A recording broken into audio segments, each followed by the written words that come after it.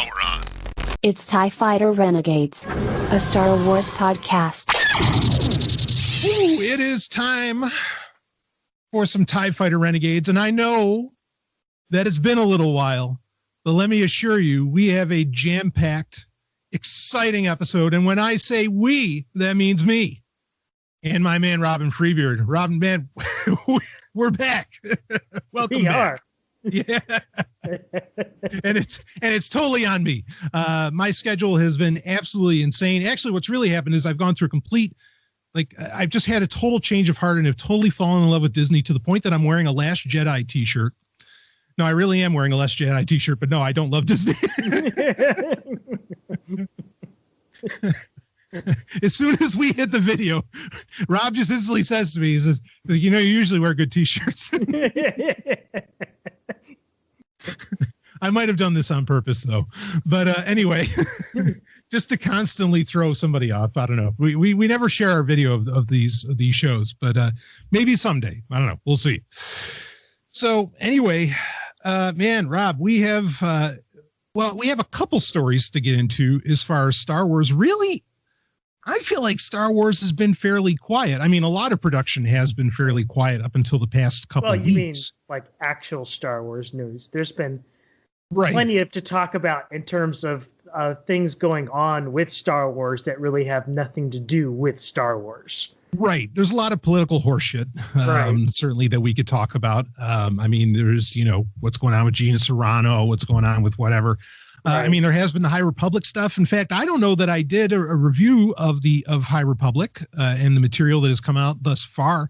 I have read every single stitch of it, but I think we'll have to save that for next time. In fact, really, I kind of feel like I should, just because I think the comic book it needs to get a couple issues deeper before I can really justifiably say whether it's good or not.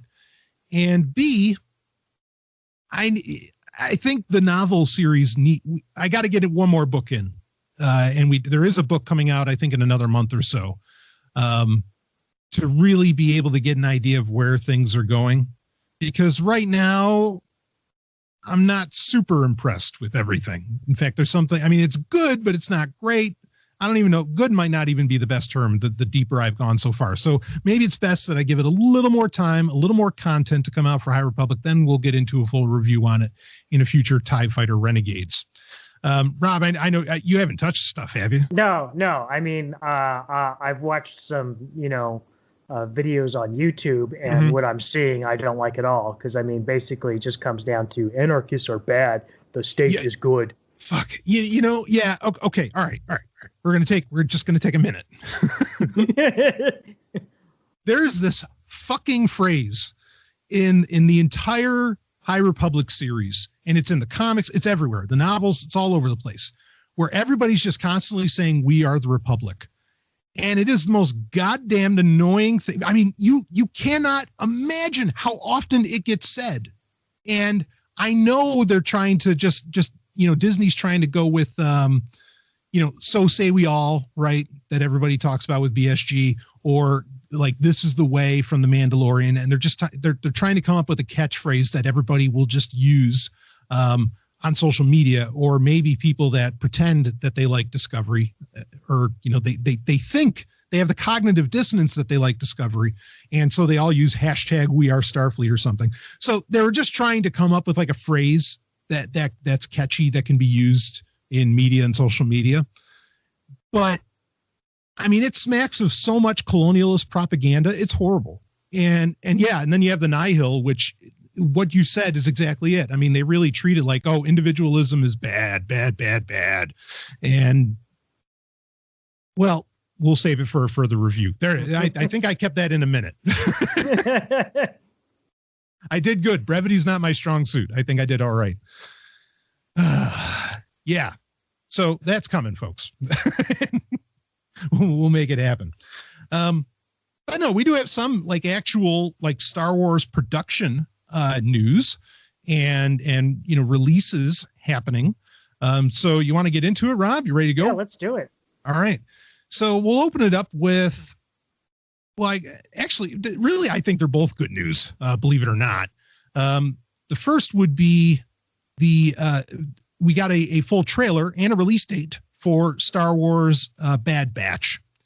And Bad Batch is a show, and is it May 4th? Yeah, I think they're doing on Force Day. Yeah. Star Wars Day, yeah. Yeah. So May 4th is when it will premiere on Disney Plus. Of course, like myself, and I'm sure many others, you can watch it elsewhere too.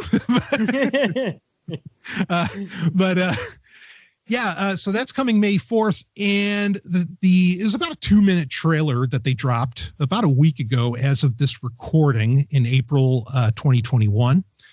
And well, what did you think of the trailer, Rob? I mean, they had a trailer before because it was probably the thing, that was the furthest along out of all those shows that got announced by Kathleen Kennedy back in the end of 2020.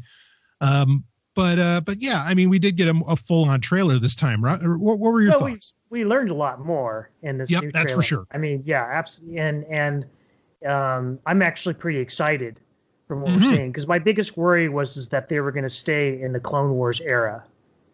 And I'm actually glad to see that they're moving past Revenge of the Sith on this. Yeah. So that's the thing that I'm kind of really the most excited about. Well, I'm sure we're going to talk about this. The direction they're going, they could have gone with something a lot more interesting. But these characters have to be the heroes. So they're not going to be working for the Empire. Yeah, so 2 points. One, that actually disappoints me. Yeah. They're not. Because I was excited when the first trailer dropped that we had Tarkin. I'm like, oh, Tarkin's in it. Great. This should do well. And he always kind of brings up the game in any of these animated series. Yes. Yeah, he really raises the bar every time. Just like whenever the Emperor shows up, everything, goes up to 11. And I think Tarkin is the same deal. But that leads to my second point, is that I feel like Disney has had the most success since their acquisition, if not monetarily, certainly in fans' eyes, and even in critics' eyes. I think they've had their most success in that time frame between Revenge of the Sith and A New Hope. Yes.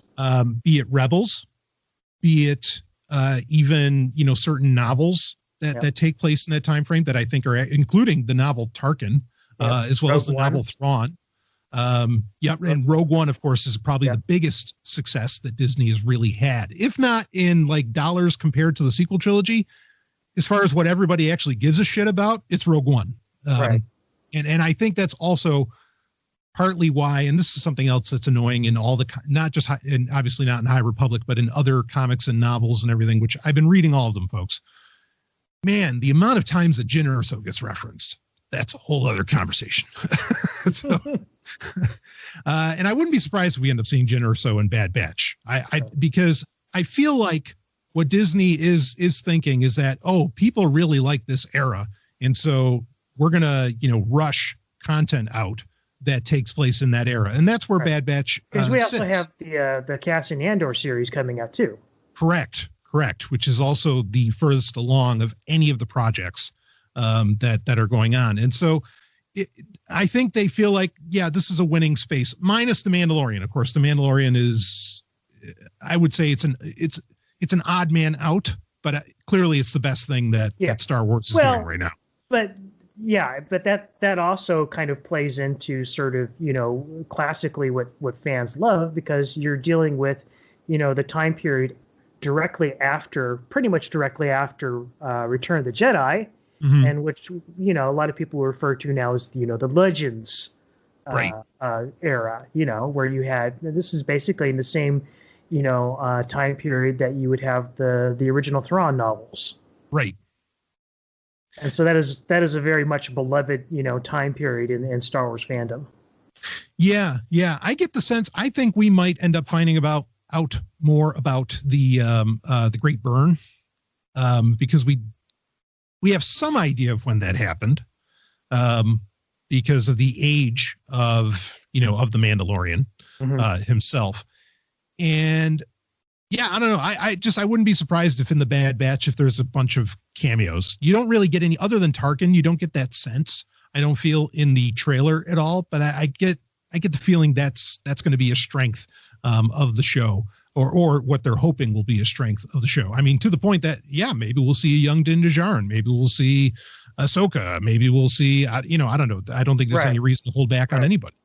Yeah. Well, I mean, we know Filoni loves having like sort of these, connective strands between the various projects that he's working on. And even with stuff outside, I mean, like the Rebels did a whole, slew of connections to Rogue One. Prior to that movie coming out, where you had show up in the show several times. Oh, I know. Yeah, Forrest Whitaker's character. Yeah, Forrest Whitaker. Yeah. Sorry, I had a brain fart. Poor gullet. Yeah, Saw Gerrera, who of course was originally in Clone Wars. He shows up in the Bad Batch trailer too. Oh, that's right. Saw is in that. Yeah. All right. So the Rogue One stuff is apparent. And I mean, if Saw's there, of course, we know when you read Rebel Rising, we know the relationship somewhat of Jyn Erso with Saw Gerrera. I mean, you knew it from Rogue One as well. But so I think it's almost a guarantee that she'll be in that. We'll see a very young Jyn Erso with, kind of tagging along with Saw Gerrera, which, cool. Do it. Yeah. Yeah, no, I'm fine with it. Like, I'm really fine with it. It's just kind of odd. Like, boy, if you thought Jyn Erso was so fucking great, why didn't you just keep her alive? So you could keep milking the character. And I don't mean that in any nasty way. There was a very fuck. I'm gonna leave it in. We're doing it live. Shit. So. All right. So, okay. So, speaking of, I mean, because, the character of Jyn Erso was incredibly young when she was in, Saw Gerrera's, faction. Yeah. We do get a young character in Bad Batch. This was, so overall, I mean, I'll second what you said. Overall, I thought that the trailer was good. I liked what I saw. I don't really have misgivings. I have critiques. But I was kind of hoping they'd spend a lot more time in the Empire. That's not going to happen. But once they brought in the little kid, and I get it. I know why they do it, because they're here to sell toys and, and whatever else. I understand. But the other part that bothered me is that, like, look, it's Star Wars. It's in the name. They keep giving these little kids like pea shooters, literal pea shooters. I mean, like in Rebels, Ezra had that slingshot for the first 3 years. Then finally they gave him a blaster because I guess he grew up enough or something. But there's just this oddity that, okay, the adults can have guns, but even though the kids are in the middle of a war too, they can't have guns. And she has like this bow and arrow. And like, believe me, I am not a fan of guns. Like don't misconstrue my position here. I'm just saying that I see that as just always odd and it I don't know. I feel like it just kind of takes me out of it because it kills the narrative flow when suddenly like there's a kid there and that things are going to get handled gently. And so you can never really go to kind of the darker places. I don't know. What do you got, Rob? I mean, tell me if I'm nuts. It undoubtedly that's probably what we're going to get in the first season with this kid character, as we've noted before, eventually the character will grow up and grow out of that phase. But I think because it is an animated show, that's unfortunately that's the market. And, that's one of the biggest criticisms people, lay against Star Wars animation is that it's quote, a quote kids show. And, the people who actually watch it and stick with it know that's not true. Right. Or that down the line it changes. Yeah. Unless you're talking about Resistance, in which case you might be right about that. Yeah. But that was just show, a mistake. Yeah. But that show didn't really, either, but A, didn't have a whole lot of time to evolve, and B, didn't really kind of take itself seriously enough to evolve in that way. Right. Yeah, I don't know. I feel like there's this, it's this annoying disconnect that ultimately I feel like, and this is getting far more philosophical than I expected with this, but that ultimately I feel like just confuses the fuck out of kids. Like, for example, so I watched a movie the other day. I had yet to have seen this. In fact, I think I had said when it came out, I'm not going to bother. I know it's going to be flaming trash. And it was. It was the Birds of Prey, or the Fantabulous Emancipation of One Harley Quinn. Okay. So I watched this movie. And there's this point, like it's a R-rated movie. Incredibly violent. I mean, like knees getting broken, people getting, faces getting cut off and all this crap. It's an R-rated movie, clearly not quote unquote meant for kids. But then whenever Harley Quinn is going to like shoot up the place, she has non-lethal rounds in her gun, and it's completely out of place. But I totally think that the studio is saying, oh no, little girls really like Harley Quinn. We can't turn her into a violent psychopath. Yeah. And it's like, wait, don't you know the character that Bruce Timm created? Right. Right. Like, hold on. And so it feels like Hollywood kind of wants to have it like both ways. It's like, oh no, we can only write action because, we're mindless creatives. And that's an oxymoron, by the way. But we can't also at the same time tell kids that, okay, violently revolting is okay. And it just, I know it's a small thing, but every time I see it, it just drives me wild. And there was a time, to be clear, in Star Wars even, where it was very different. I mean, you go watch the Ewok movies, whatever the kid's, Sindel's brother there. Right. He had a blaster, if I remember correctly. Right. Well, in the second movie, they they pretty much murdered the whole family. Right. I mean, and those are absolutely kids movies. In fact, kids movies that the only way you could see them if you weren't even alive when they came out in the 80s on ABC was on the Disney Channel of all things, back when the Disney Channel was paid for. And I will give credit where credit is due. Disney Plus did finally, release a bunch of quote vintage content. For Star Wars. So you can see, the Ewok movies and the Ewok cartoon show. I don't know why they left out droids, because that's weird. That was like the pair along, like you would watch Ewoks and then droids was like right after that. Yeah. Actually, so recommendation, folks. So you get to walk away from the show with things you can do. You can get gorgeous 720p and 1080p versions of the Ewoks cartoon, and you can go torrent them. And I mean, they blow away the DVD releases. I mean, you buy 100 to 1. They are stunning. So definitely go do that. Great point that content's available now, but it just, I don't know, this little, I know it's a little thing, but it annoys me very much. I get it. I see where you're coming from. I was expecting it to a certain degree, just knowing how these things go. I do have a little bit of hope for the character because it, just me, doesn't the character kind of look like a new Mandalorian? It very much looks like a Satine. Yes. Right. Yeah, absolutely. Right. And we know that, dark things are ahead for that culture in this time period of the Star Wars universe. Yeah. Oh, I think one of the smartest things they could do with this show is attach it to the Mandalorian in some way. Right. I mean, because again, that's so hot. So yeah, I think there's potential for the character. I definitely think the first season it's going to be a kid character, like very much season 1 Ezra, but eventually that we know that Filoni and crew do have the cojones to go to dark places. That's true. That's very true. Because of course the Clone Wars went into the darkest places, I would argue, almost than any part of the series. Right. I mean, it really, really did. Right. Yeah. And again, like with Tarkin there, kind of hard not to.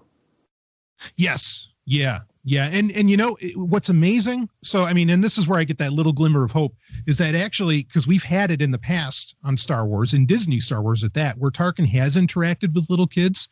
And it was always like really like creepy and cool. Like it was creepy in a well-written way is what I mean by cool. Not that creepy's cool.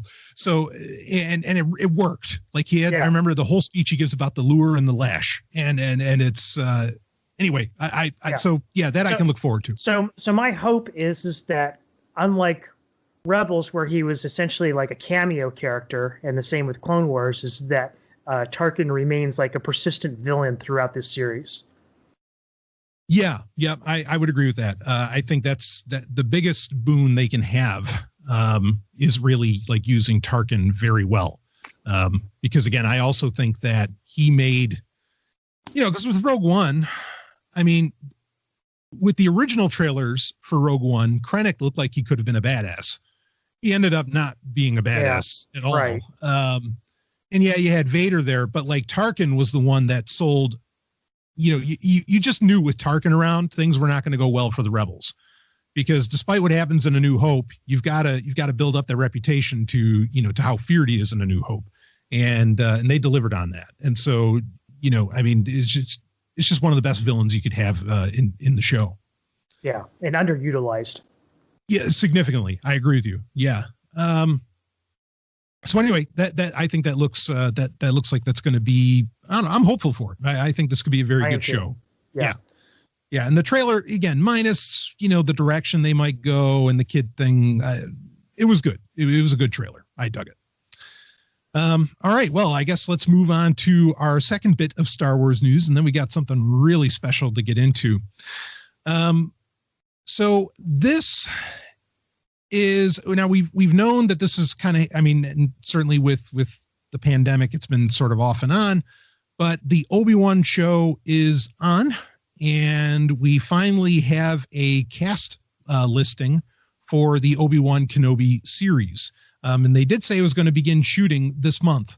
So Deborah Chow is still the head of it, which, of course, if you saw her work with The Mandalorian, we know how good she is with Star Wars and how she can handle that business. And I mean, just phenomenal. Yeah. So, of course, we have Ewan McGregor coming back as Obi-Wan Kenobi. That's not a surprise. A lot of news is going around that, and this might be while we were on our mini hiatus, but that, I mean, we did know Hayden Christensen was going to come back as Darth Vader. So before we get into the rest of the cast list here, and I don't think we have a firm release date at all. Again, production is just starting, so I don't expect it. But Hayden Christensen, how do you feel about him, Rob, coming back, being Darth Vader, doing his thing? I think it's overdue. Uh-huh. And yeah, I'm looking forward to it. I think over the last few years, like the last 5 years, has really been kind of like a new appreciation developing for the prequel trilogy. And, there was certainly, some aspects of, the Anakin character and the way he behaved in the movies that people found, somewhat annoying. That, we found out that since then, it really wasn't because of any bad acting on the part of Hayden Christensen, because this is the way that George not only wrote it, but like the direction that he was given on set. Yeah. I mean, I've been a staunch defender even before, and I agree with you on that. Now there's a newfound appreciation for the prequels. I've been a staunch defender of Hayden Christensen's acting well before then. I think Virgin Territory is a tremendous movie. If no one's seen that, it's a comedy. But it's a lot of fun. He did that movie where, he did Jumper, right? I actually enjoyed that movie. He did that movie where he was like awake while surgery was getting done on him, and he was phenomenal in that. He's a fine actor, I mean, I'm not going to like put him in Harrison Ford's league or anything like that, but he's a great actor. Right. And, of course, in Revenge of the Sith, he did play Darth Vader in that. He did, lace up the boots, as it were, at one point in there. And yeah, I think this is only a good thing. And I think he's getting, like you said, it's long overdue. It's respect that he really deserves. And I love it. And in fact, I was still on Twitter when this news came out, and I remember things were just incredibly positive on there about it. And I couldn't be happier. Like, good, yes, like give this guy some support. yeah, I think it's really cool. I don't know how it's going to take shape exactly, but I think it's great that he's there. Phenomenal. So moving on with the list, Moses Ingram. I'm not familiar with her. Then Joel Edgerton, that's the guy that played Uncle Owen, right? Yeah. Yeah. So fine. That's great. I think Bonnie Peace was that was the gal that played Aunt Beru. Yeah. Yep. Mm-hmm. Okay. Yep. Of course, all in episode 2, which, by the way, I mean, even in Star Wars, where people complained about Hayden Christensen's acting, like that scene after he slaughters the Sand People is still one of my top scenes in Star Wars. Like I thought he sold that, when he's saying, I killed them all, not just the men, but the women and children too.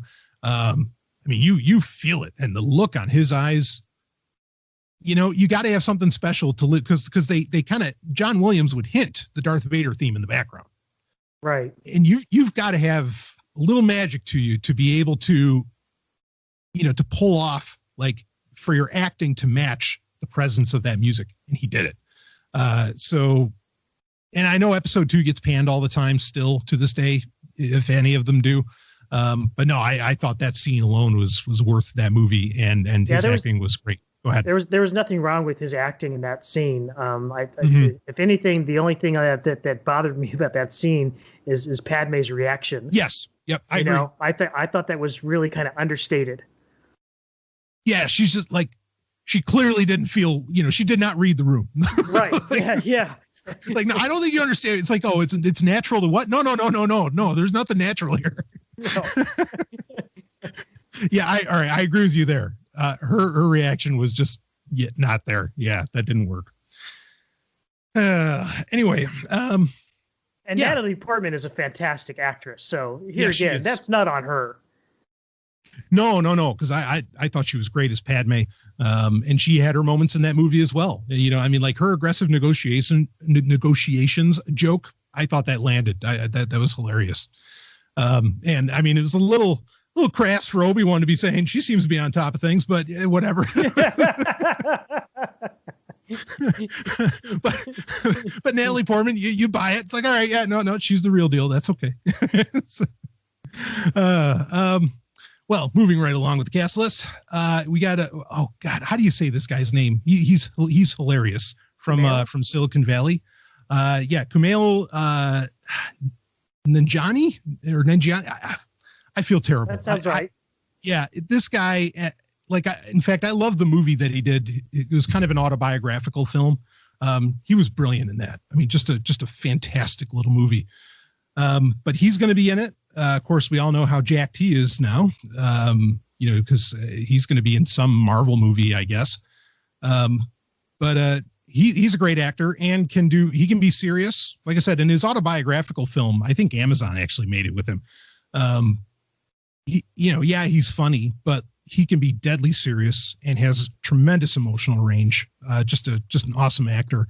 So I have no problem with him being in it. And stop me if there's anyone you have thoughts on, Rob. But Indira, I'll be perfectly honest with you. Like, I don't recognize most of these people. I don't either. There's only like maybe 5. I don't know. So we have a list of 12. Maybe half of them. No, not even half. I don't know them. So like Indira Varma, no idea. Rupert Friend, maybe, but I don't think I know who that is. O'Shea Jackson Jr., nope. Sung Kang. Now, this one's funny. So this is a guy who, in another very famous franchise, played a character named Han. So I thought it was really funny when I saw him on the list. I'm like, oh wow, Han, we're going to get another Han. and actually, I'd love it if they gave him the name. Like, let's normalize the name Han. I think that'd be fine. In Star Wars, just like we have multiple, Brians and Johns and Janes and whatever, in the real world. But regardless, Sung Kang, he's really cool. He's just got a really cool is the word. He has such a cool look when you watch him. And his first Fast and Furious movie was Tokyo Drift. But then he ended up actually, so like his character, spoiler alert, his character died in later movies, but I think he's coming back in 9, if I remember. So this guy, I guess, is on a bit of a resurgence with his acting career, and good for him for getting into Obi-Wan. Those really are comic book movies, aren't they? Oh, Fast and Furious? Yeah. Oh, yeah. Yeah. They're the only real comic book movies out there. Right. Comic book movies aren't about comic books. Yeah. I mean, if characters die and come back, like, pretty regularly, that's a sure sign of a comic book movie. Oh, yeah. Yeah. No, I totally agree with you. I mean, I love those movies to death. And it is just that. Those are real superhero films. Now, what Marvel and DC puts out, those aren't superhero films, but Fast and Furious are. I don't know what Marvel puts out, but anyway, moving right along. Simone Kessel. That's a pretty good name to have for a Star Wars actress. Right. Let's run with it. Yeah. Zinger. But how many parsecs? How many parsecs? So then we have Benny Safdie. Oh, I probably did not pronounce half those names right. And I'm sure that'll happen as I, go and actually, as the show comes out, and I might watch like some making specials or like some Disney galleries around the production of the show. No, I apologize. I'm not going to go and watch some dumbass YouTuber, talk about all this stuff and give their, whatever crap that they want to spew out just so I can hear how their names get pronounced correctly, Anyway, so moving on. I mean, the look of the cast is fine. The people that I know, I think are great. Like every one of them, everybody in this list that I know, I think they're great. How do you feel about this cast list at all, Rob, even though I know you're not familiar with most? Like I said, I'm not, that's just it. So, I mean, I'm more, excited about the talent behind the show, which yes. I think, is it's going to be phenomenal. And definitely, with such a iconic character, headlining the show, the name being the name of the show, what it's all about, that they're not going to like skimp on this in any way.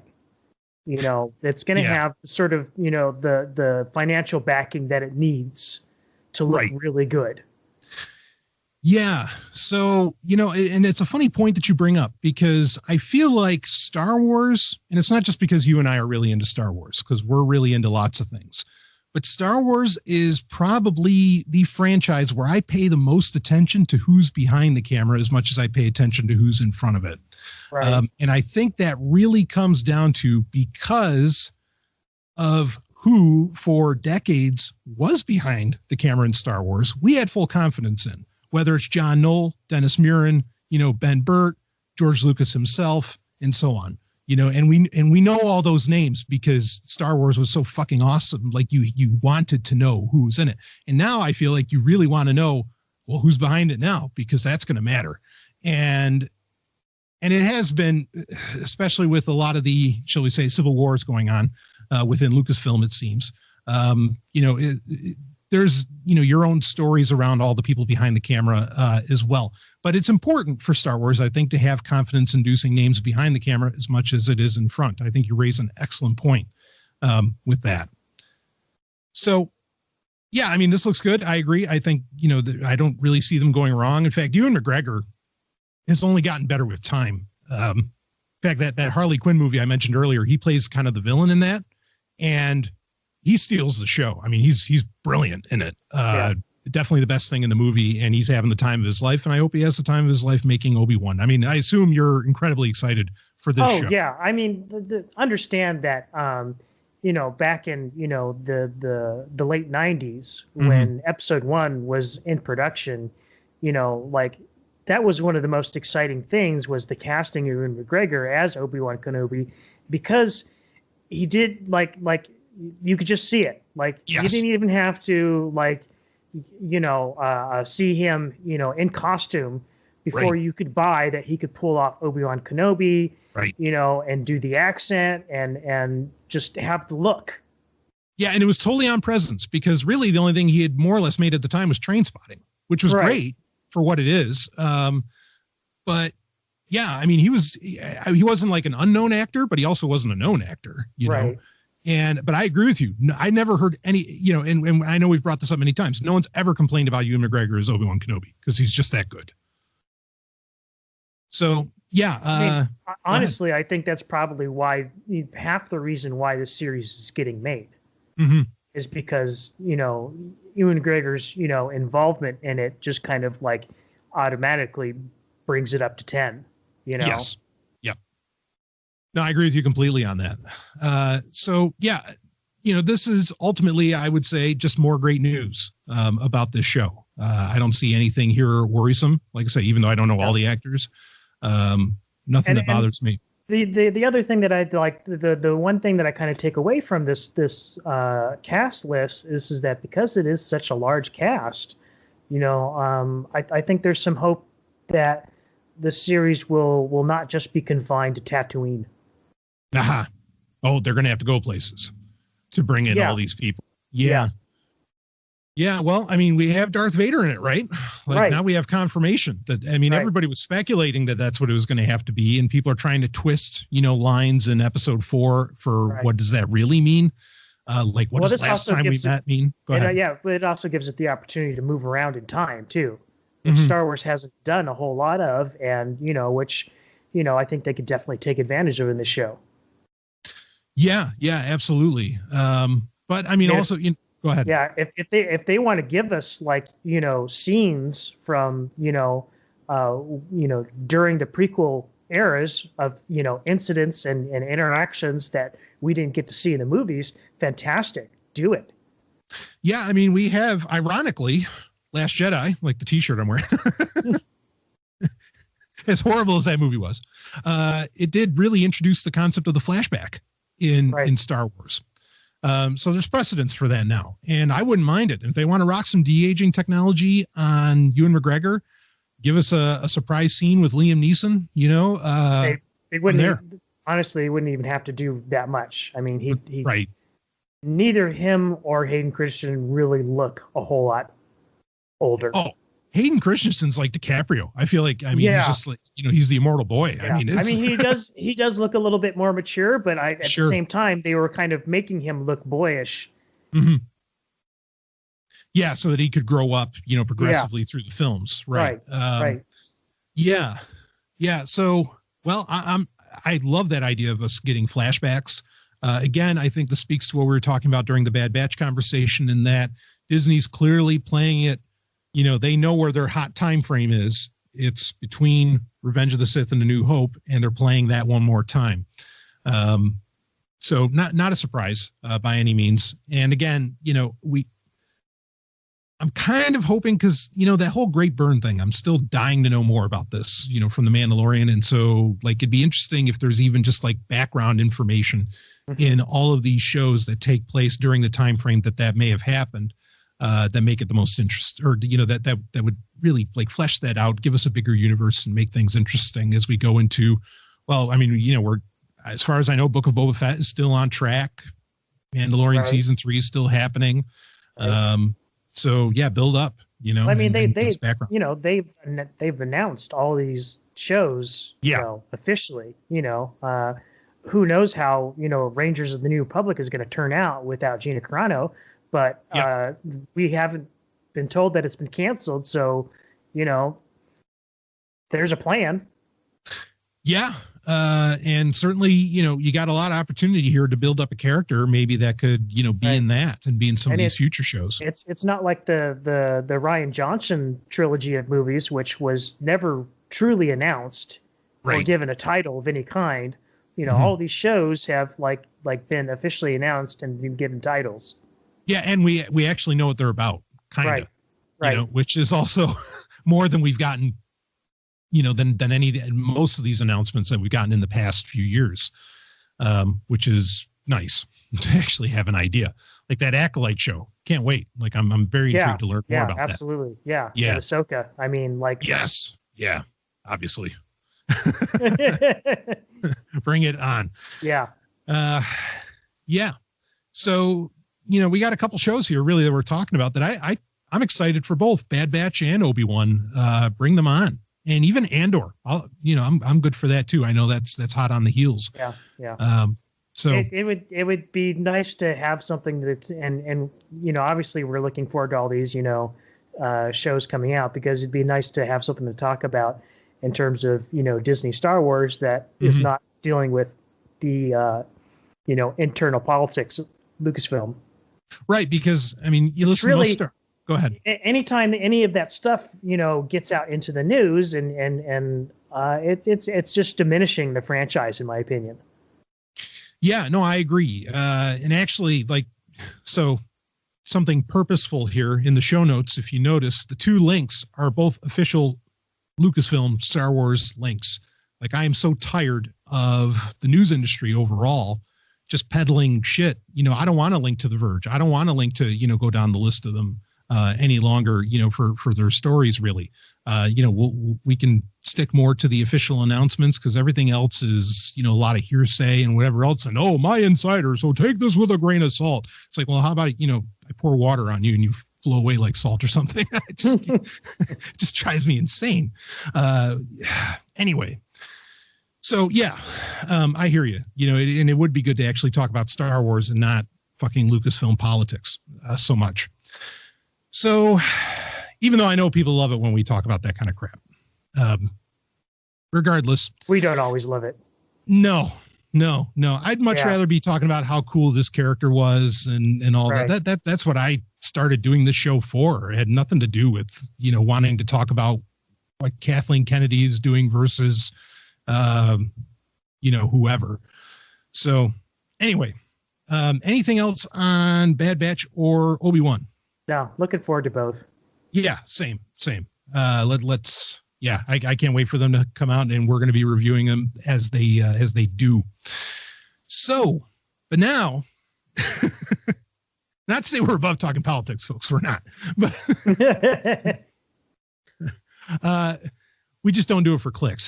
So, for now, let's, so actually, speaking of YouTubers that aren't flaming piles of shit and that are just peddling nonsense, recently, in fact, Rob, I think you shared it. You shared it in the Sovryn Tech Telegram group. There is a YouTube channel that I've enjoyed from time to time called Trexpertise. Yes. And this guy did a video where he did a breakdown. It was like 20 minutes where he did a breakdown of his, he did a ranking of his favorite Star Trek movies and his favorite Star Trek shows in order. And it was very well done. I loved what he had to say. In fact, spoiler alert, his number one, I think his number one was Star Trek: The Motion Picture. It is. Yeah. And I mean, folks, you got, don't want to bury, because basically Rob and I are going to do the same thing here. Because I know I've done it in the past, but my opinions may have changed in the past few years. And Rob has never gotten his out as many times as I've done Star Trek rankings on like bonus content and everything else. I thought it'd be a lot of fun to have the back and forth conversation on this and to hear Rob's thoughts. Because I think actually Rob has much better taste than I do, but I don't know about that, but no, you do. So, but that's besides the point. No, it is the point. But anyway, it was really refreshing to see that. And I felt, because, for him to say Star Trek, like growing up, I had been hearing my whole life at conventions, even within my own family and at school and whatever, about, Star Trek: The Motion Picture is the worst one. Oh, all the odd numbered Star Trek movies suck. And, but Star Trek: The Motion Picture is so fucking boring. But he actually came out, said exactly what I've been saying for years on Sovryn Tech, that no, Star Trek: The Motion Picture is actually the most Star Trek of any Star Trek, TV show, movie, whatever. Like, it is the most clear presentation of the dream, as it were. And that's the point that he made. And I'm like, someone else fucking, saw what I saw.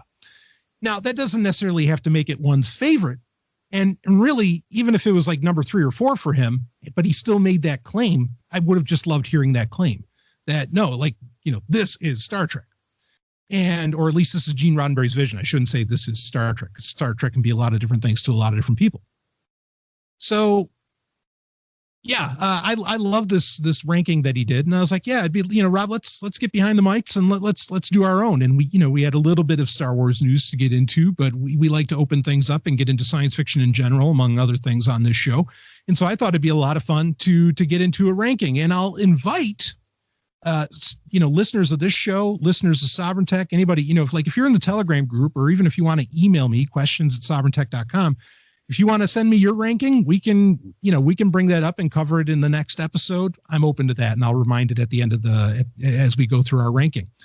So I was wondering, Rob, how to go about this, because our rankings are actually pretty different. I think yours is the most interesting, by a long shot. Like when I saw your list earlier, I just, we were talking, and I was just like, that's bold. That's all I could say, because wow, man, those choices. So tell you what. Go ahead. Considering like you've mentioned, you've kind of done your ranking before. Sure. On Sovryn Trek or any other program. And arguably, you say that your opinions may have changed, but your list looks pretty much close to what I imagined your list looking like. Right. And we already know what's at number one for you. Yeah. You've already kind of you've already said it. A lot of people would argue that that is a bold choice. That's true. Yeah. So All right. Well, so this is what we'll do. We'll give the listings. We'll give mine, we'll give yours, and then I think we're going to go down yours, and and we'll react to yours. Okay. I think that's going to be the best or the most interesting way to go about this, because your choices, like I said, are quite bold. So here we go. So here's we'll do the movies first. Here's my movie list, and we got them in. It's 13 total, so we are including the Kelvin timeline. We're including Jar Jar Abrams or J.J. Abrams, his movies here. So we have number 13, Star Trek Nemesis, which I'll actually bring up here. That's both of our numbers 13. Yeah. So yeah. Do you want to talk about this? You want to go into it now? Yeah. You just want to go back and forth. Well, we'll just run it. We'll run it through very quickly. Okay. And then we'll. Well, that's what I meant. It's just run it through really quickly. Like you say your number 13, I say my number 13, and then. Yeah. Oh yes. Yeah. Let's do that. Yeah. Perfect. Okay. All right. Let's do it. So number 13 was Star Trek Nemesis for both of us. Number 12 for me was Star Trek Into Darkness. Now, what was your number 12? My number 12 is Star Trek V: The Final Frontier. That's fucking insane. But and I knew he was going to say that. that's madness. Okay, number 11. Save the comments for later. Number 11 for me was Star Trek 2009. That being the that being the first J.J. Abrams movie that came out in 2009. What was your number 11? Star Trek Into Darkness. Okay. My number 10, Star Trek Beyond. Your Star number Trek 10. Beyond as well. That's kind of weird. Right, but so there's some crossover here. Yeah. Okay, and then my number 9 was Star Trek V: The Final Frontier. Your number 9? Star Trek 2009. So the first of the JJ movies. Yeah. And just quick, I wouldn't argue too much that people think that's the best of the J.J. Abrams films. Like I can understand where people are coming from on that. All right, number 8 for me was Star Trek First Contact. Number 8 for Rob. Star Trek Insurrection. All right. Just hear me out, okay? Yeah. All right, we'll get to it. My number 7 was actually Star Trek Insurrection. Your number 7 was? First Contact. So we just basically have 7 and 8 reversed. All right. Well, that's going to make for a good conversation. Why did one think one was better than the other? My number 6, which is where this movie belongs, is Star Trek Generations. What's your number 6? Is Star Trek 6, The Undiscovered Country. And I see now it has nice symmetry to it. All right. Well, anyway, my number 5 is Star Trek 4, The Voyage Home. Your number 5? And Star Trek The Motion Picture. More madness. My number 4 is Star Trek II, The Wrath of Khan. Your number 4. Star Trek IV, The Voyage Home. It's amazing how that happens for you.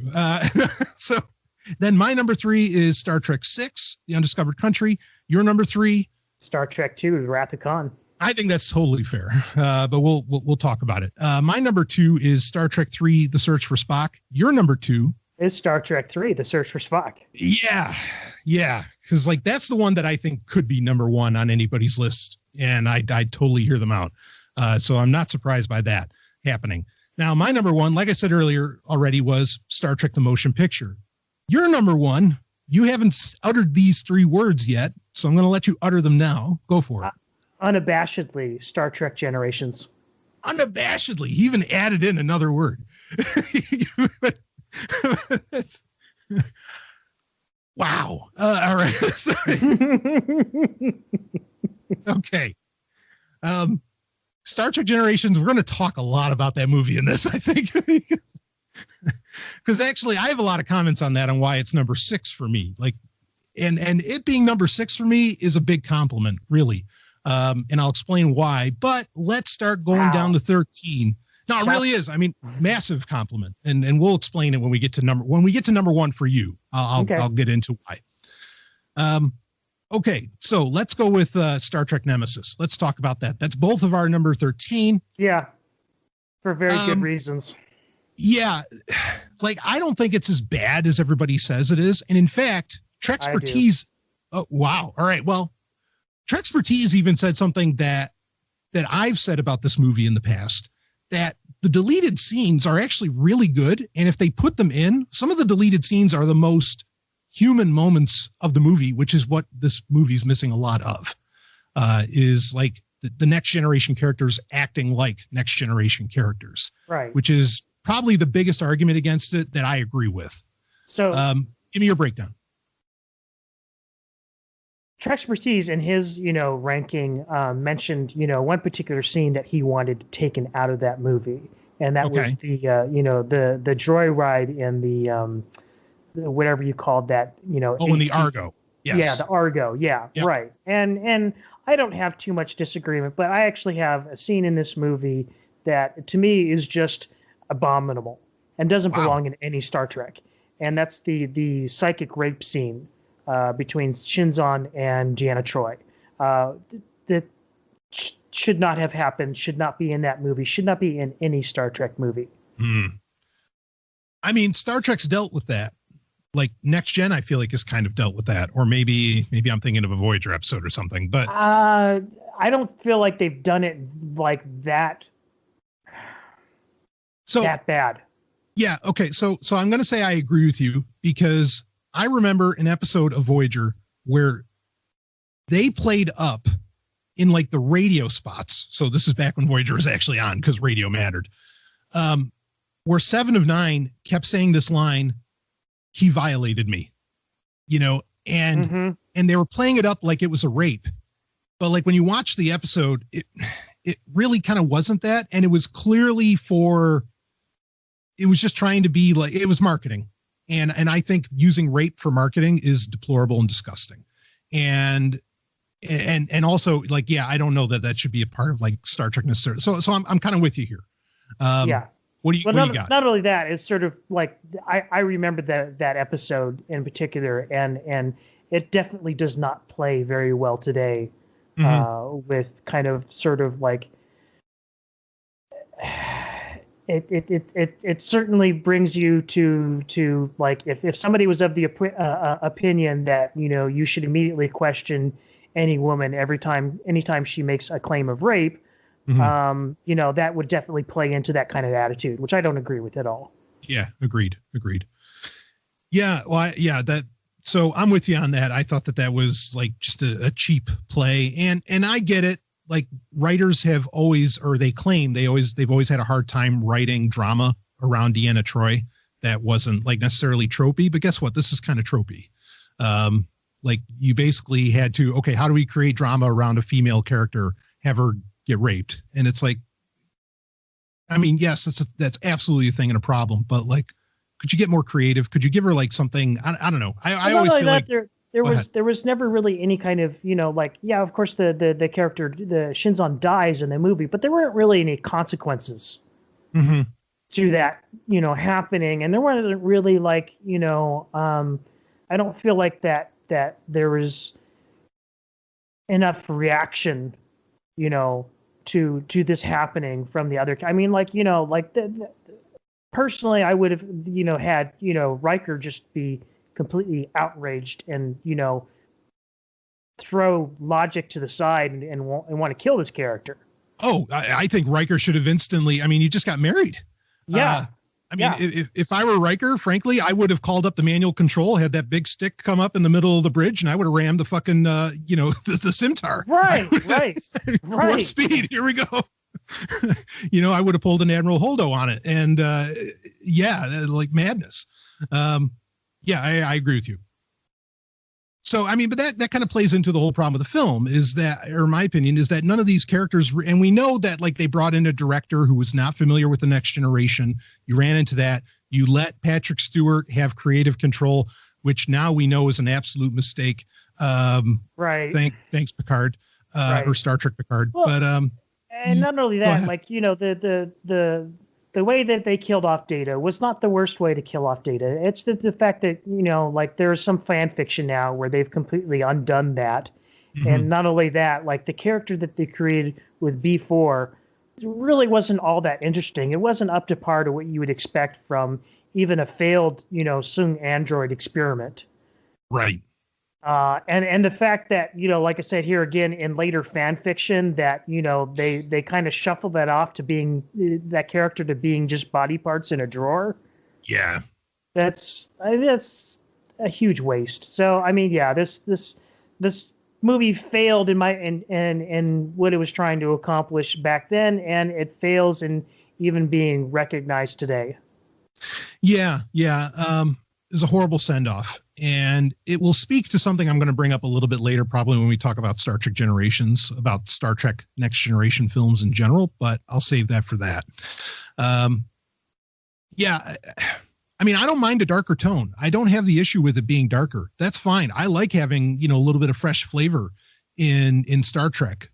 But yeah, the characters just, that's the one thing I definitely don't like about it is the characters weren't acting like the thing is there's a way to do that and to treat that darker material with the the gravity that is that it really deserves. Yeah. And we'll talk about this later, but there's a Star Trek show in particular that does this very well. Mm-hmm. Okay. Oh yeah, well I know which one you're going to bring up. Yeah. Thank you, Mr. Burr. So all right, well let's go to number 12, shall we? I think most people would see Nemesis as probably the worst Star Trek movie. It's interesting because Trek's Prestige put it at number 8. I thought that was weird. Like, that was madness. That to me, you talk about madness in my list. That was madness. Yeah, that was weird. I mean, and you got to be something special to be like worse than the Kelvin Timeline movies. Not that I think that they're that bad, but okay. So, well, anyway, while we're talking about madness here, let's go to number 12. Number 11.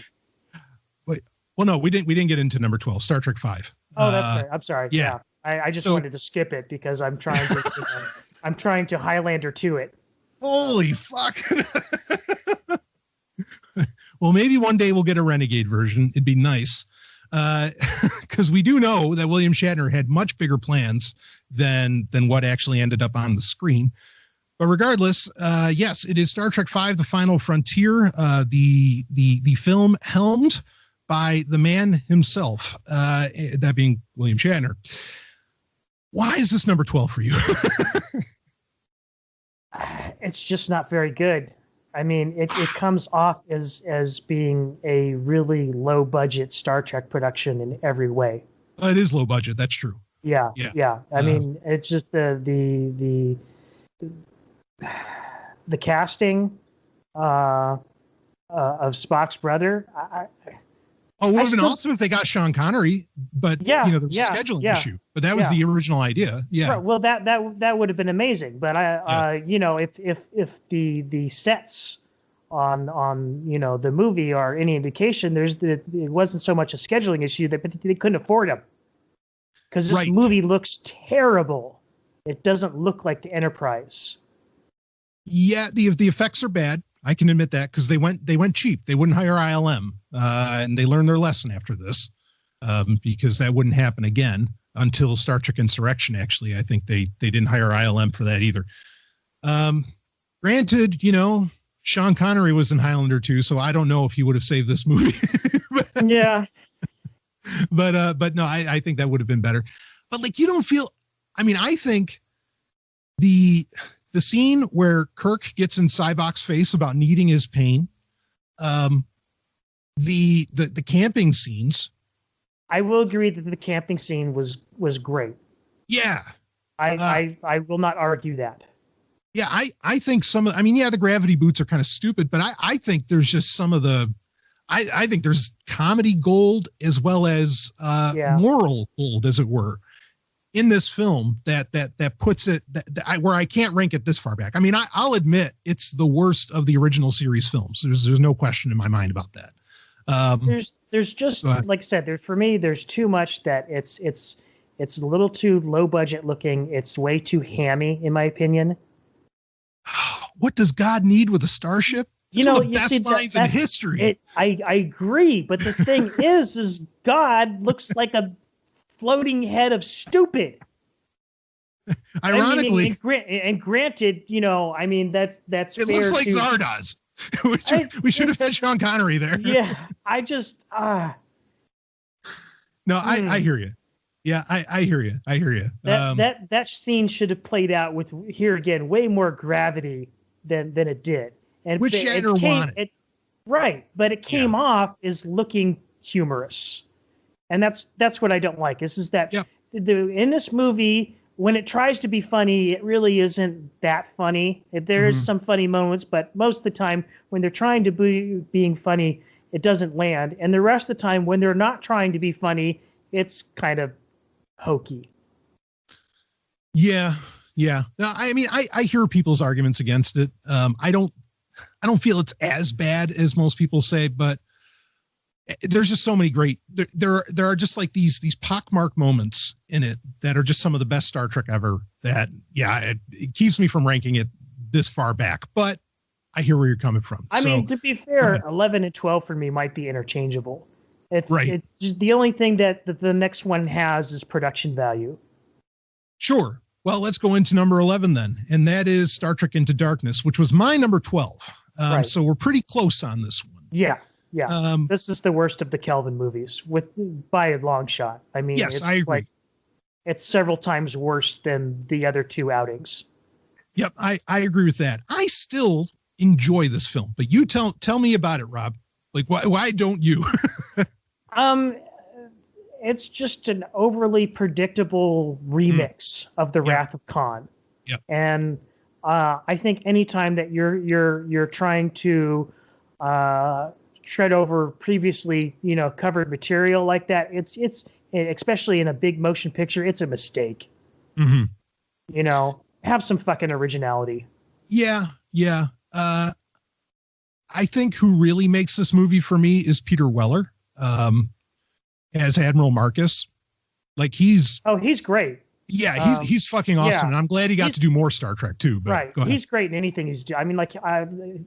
Speaking of Peter Weller, there's this fantastic television show, science fiction television Odyssey show 5? that he did. Yes. Yeah. Amazing. Yes. Yeah. Like I like pumping my fist over here. Most people haven't heard of this. I'm not surprised Brian knows it because he does have good taste, despite what he says.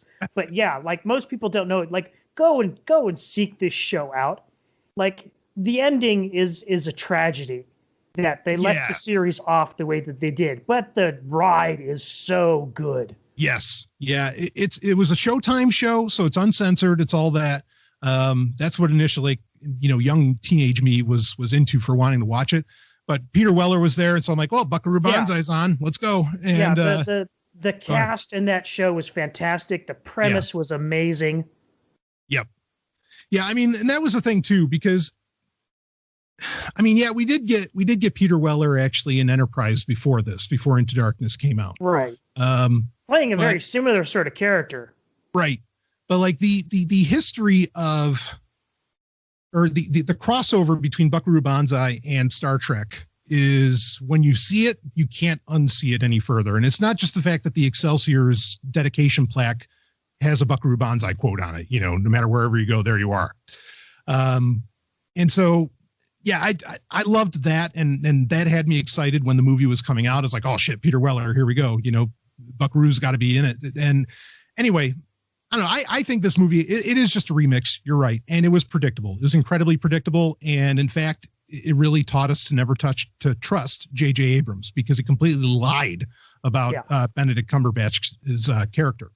Right. And Benedict Cumberbatch is not a bad actor. No. But he does not do this movie any justice. Yeah, and I do think it was kind of a raw deal to make Khan a white guy. Yeah. You know, like that. As to where originally, like in Space Seed, they played it off with a very historical flair that I thought worked. Right.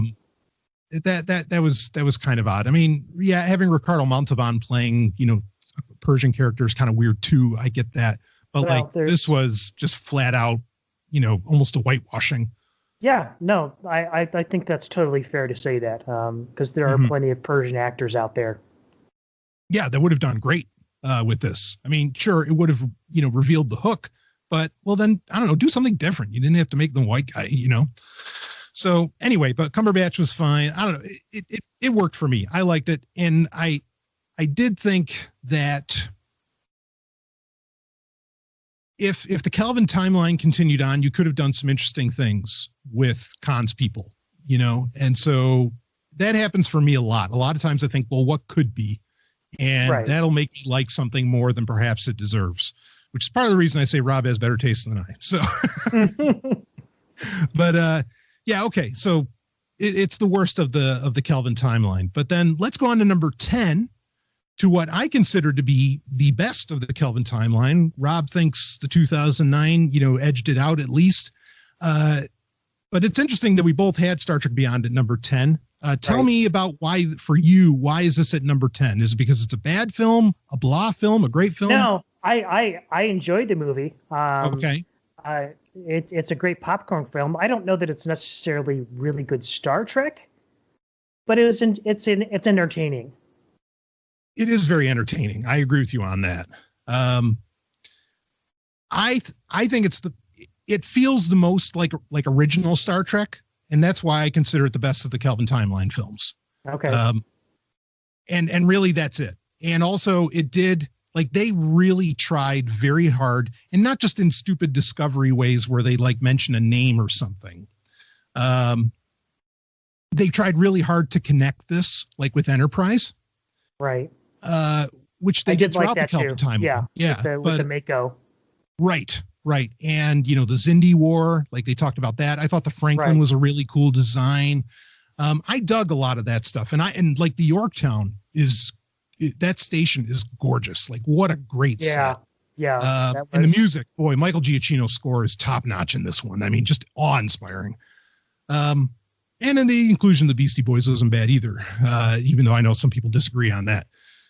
But yeah, I like this film a lot. It felt the most like Star Trek to me out of the bunch. So, but go ahead. What else do you have on Star Trek Beyond? I mean, you're completely fair in saying that, you know, Star Trek 2009 just barely edged it out. Right.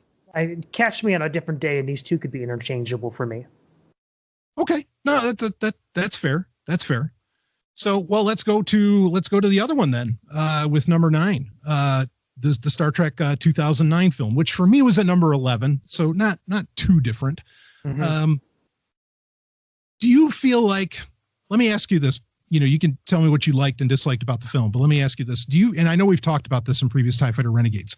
There's a theory that basically the reason why Star Trek 2009 was such a big hit was because it was actually Star Wars. Like, it was Star Trek, but you know, it was like Star Wars in wolf's clothing or something, or you know what I mean, in sheep's clothing. Do you feel like that's accurate? that J.J. Abrams was just, he got offered Star Trek, but he really wanted to make a Star Wars movie, and so he made a Star Trek. Yeah. It's. I remember hearing that criticism, back in 2009. It's really weird hearing that now, considering what he did with Star Wars, because this movie is so much better than any of his Star Wars movies. Great point. I agree with that. Yes. Yeah. Yeah. I mean, I find myself agreeing with it too. Like it does feel Star Warsy, and it does feel like very apocalyptic, which is a kind of a touchstone for J.J. Abrams. I will tell you what I really like about this movie, and what really works for me is that it is not just entertaining, but it is emotionally engaging in a way that feels earned. Unlike some other show that we won't, bring up, where it's trying to constantly have some sort of emotional impact, and it just doesn't feel like it's earned at all. Whereas I think this movie, from the very beginning, it engages you on both a visual and an emotional level. Yeah. And I mean, I got to say this. Yeah, I agree with that. And also the casting, I really think worked on every level. Yeah. In this, and particularly Carl Urban was a fucking revelation as Dr. McCoy. I mean, it's amazing how good he was. Yeah. I mean, that's the other thing too, is this is a really great character movie. Yes. Bingo. Absolutely. I mean, it's ironic because it's kind of an origin film, but at the same time, it's not, because you already know all these characters really so well. Right. Well, that was the other thing too, is we'd always heard about Kirk's time in Starfleet, but we're seeing it here for the first time. And it's obviously a slightly different twist on it, because it's a different timeline, a different universe. But at the same time, it's kind of nice to get a view in on some of these classic, moments where it's, and actually in a way that makes sense, because, Kirk cheated on the Kobayashi Maru test. Yeah. And in the, the main timeline, the prime timeline, it just sounds like there were never any consequences to him cheating. Like he literally got a commendation for original thinking. Right. Whereas you're thinking like the real world, when you cheat on a test, that's not what happens. No. No, you get expelled. Right. Which he nearly was. Right. Yeah. So would you say now, I mean, the reason why I think this is so far back is because it's hard for any of the Kelvin timeline films to really match, most of the prime timeline movies, Right. So are you saying that do you feel like this was a good movie? Yeah, I think it was a good movie. I think that I said from the very beginning, I don't know if it's a good Star Trek movie, but it's a good movie. Yeah. I find it to be entertaining, over and over and over again. And I do give it a lot of credit for they really, really worked hard to make this fit in the canon. Even though it's an alternate universe, they explain why. We get Leonard Nimoy, and it's something else I loved in Star Trek Beyond. Holy shit. When Zachary Quinto pulls out the picture of the original cast from Star Trek V, by the way. Yeah, that's true. When they pull out that photo, I thought that was awesome. Tear-jerking moment. I really wish that had been Leonard Nimoy's last appearance in Star Trek. In Beyond, you mean? Or in no, in 2009? Oh, that's right. In Beyond is where but I'm talking about I wish he had not been in Into Darkness. Right. When they have the parting scene where Kelvin Spock meets Prime Spock, I kind of wish that had been the send off for the character. I agree. Yeah, I would agree with that. As much as, give me all the Leonard Nimoy we can get. I'm with you on that. That I think that would have been a much better send off, because I don't know, it was kind of shoehorned in Into Darkness. Right. So yeah. So, all right. Well, I agree. I think it's a very good movie. And I probably, out of the Kelvin timeline movies, it's the one I've watched the most. I mean, I really, really, and I will actively put it on. I actually care to watch it now and again. So, all right, let's go to number 8, we're gonna try and run through these. So actually, let's talk number 8 and number 7. So because for you, number 8 was Insurrection, number 7 was First Contact. For me, was number 8 was First Contact, and number 7 was Insurrection. So we kind of switched them around. Do you think that there is a broad divide between how good First Contact is and how good Insurrection is? Absolutely not. You catch me on here again. This is another case where if you catch me on a different day, and I could easily switch these two. Okay. All right. Tell me the story with these. Like, I mean, I love them. I think they're both, like, being at 7 and 8 to me is not an insult. Right. To these movies at all. They're both fantastic movies. I will be the first to admit that I did not appreciate Insurrection on the first viewing as much as I do today. Mm-hmm. And that is, I will give full credit to Brian for kind of opening my eyes to really how good this movie is. Well, I appreciate that. Yeah, I mean, this is, I like to call it my favorite Next Generation film, even though Generations is further down on the list here. For me, even. I think this is a movie that gets better. This is a fine wine of a film, as in it gets better with time. And in fact, it gets better right now in 2021 because of, a big part of Star Trek is having a very positive outlook on technology. A lot of Star Trek fans rip Insurrection because they feel like it has a negative outlook on technology because of the way the Baku feel about it. Mm-hmm. But I think the Baku are more right now than they've ever been, in 2021 where we're at. Yeah. So to be completely fair, like, the Baku, settlement looks like very much like my kind of dream, paradise. Precisely. Yes. Yeah. I also think that the film takes the time to get into some very, dare I say, esoteric areas for Star Trek, where like they're basically slowing down time, which I get it, to a lot of people that's very weird, but that's also very Gene Roddenberry. Yeah, I wish they had done more with it, actually. Yes. Yep. No, I agree with you. So yeah, I really like that film. First Contact. I mean, or do you think there's any negatives with Insurrection? I think in a lot of ways, Insurrection not as bad as 5, but suffers some from production values deficiencies. Well, it's another movie where they did not hire ILM. They definitely cut costs. Yeah. So, and it shows. Sure. Yeah, I won't disagree with that. Though, I mean, when Riker pulls out that manual stick, boy, I do love that. That's so cool. Anybody that was spending their time with the Logitech flight stick, in the 90s, you were excited as shit when you found out you could fly the Enterprise with one. Which is funny because they did the same thing in Beyond.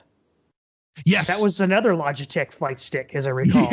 Yeah, that was great. Oh, man. Yes. So, okay. I could hear that. I do think it had a lot of great character moments. Like, I thought Worf was hilarious in the film. So was Data. I mean, I don't know. It worked. So First Contact. Now, this is, for a lot of people, this is their top Next Generation movie. In fact, for a lot of people, this is their top Star Trek film. I think this makes number 1 on a lot of lists, which blows my mind, but I get it. I kind of get it anyway. I mean, tell me the positives, the negatives on this one, Rob. I think it's a really good, entertaining film. It's a good use of the Borg. Mm-hmm. In my opinion. I know a lot of people have, criticisms of introducing the Borg Queen, but, I think it paid off, and especially in the future. In Voyager, it paid off. Yeah, right. Space, that's, I agree. Yeah, that's what I'm saying. It opened up a lot of opportunities for future storytelling that was pretty good. Yeah, I agree with that. By the way, we didn't mention it in Nemesis. It was cool to have Admiral Janeway. That was probably the best part of the movie. I love that. So First Contact. I like it a lot. I think it's great. Sure, it's Moby Dick in space. Like I understand, those kinds of arguments. It's not. I don't really feel like.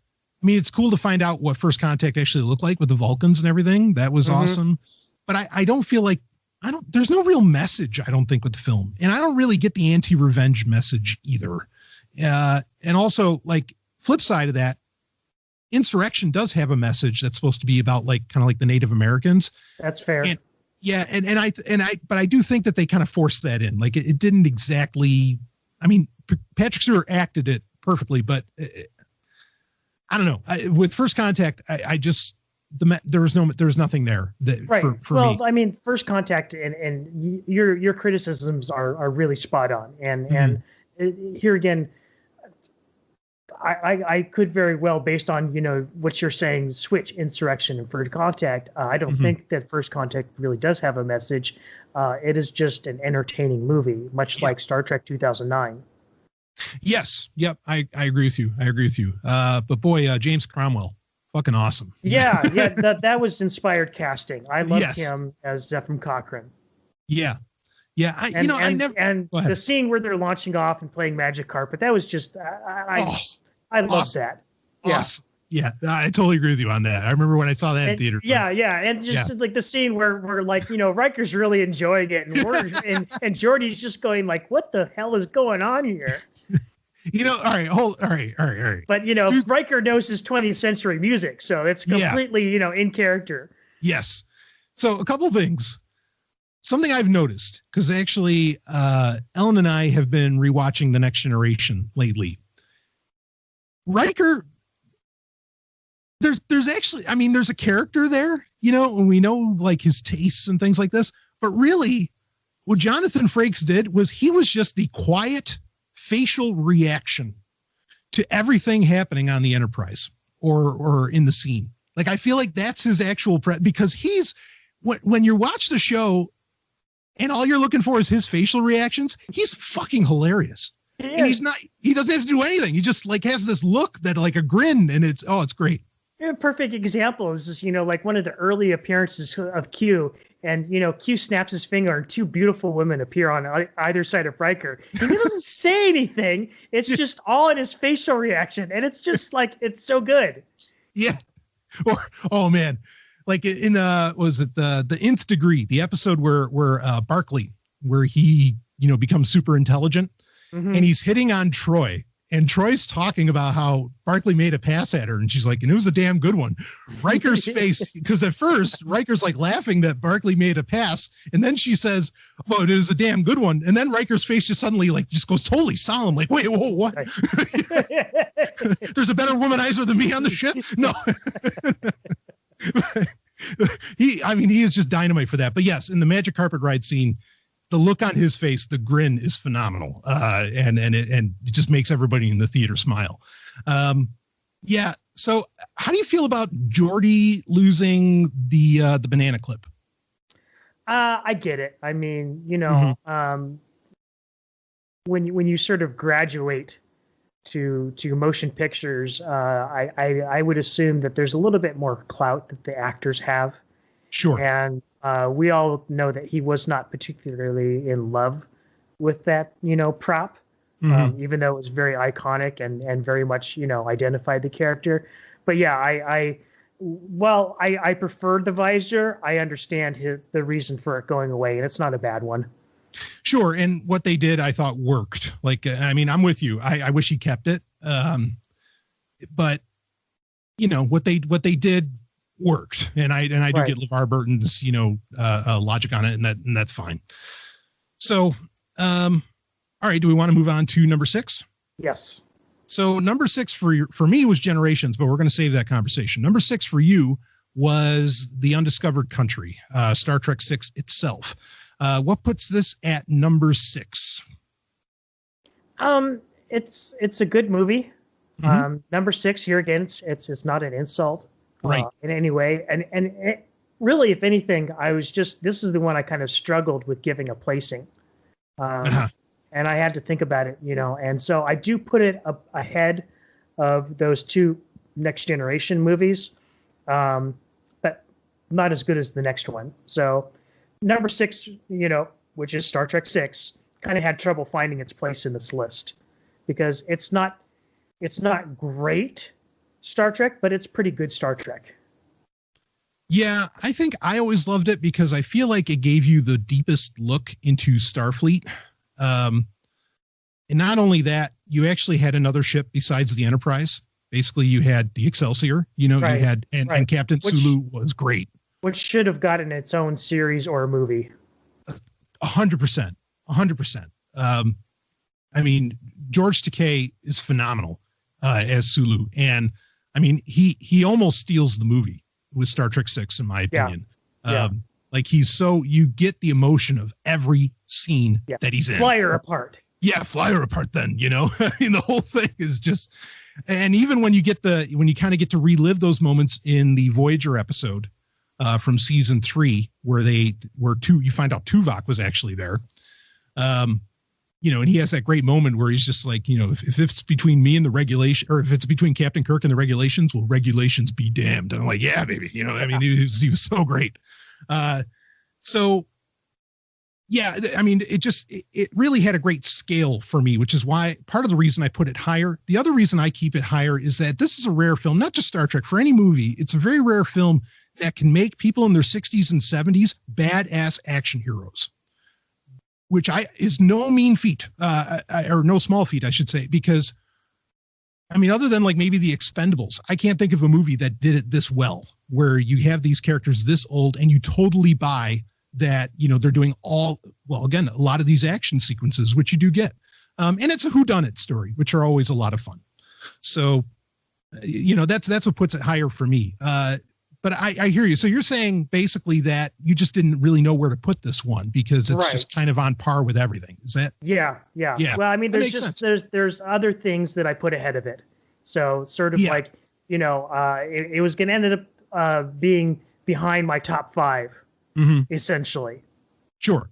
And that's not an insult, you know, at all. Right. I think that makes sense. So again, my number 6 was Generations. I'm going to talk about why that's number 6 when we talk about it for Rob. So let's move on to number 5. Number 5 for you was Star Trek: The Motion Picture.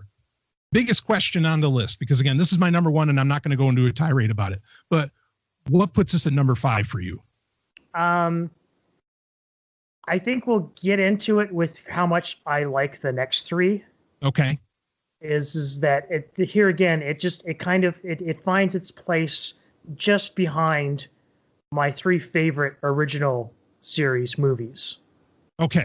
So it's just that the next like 3 or 4 films are just that much better for you, or are just that. Yeah.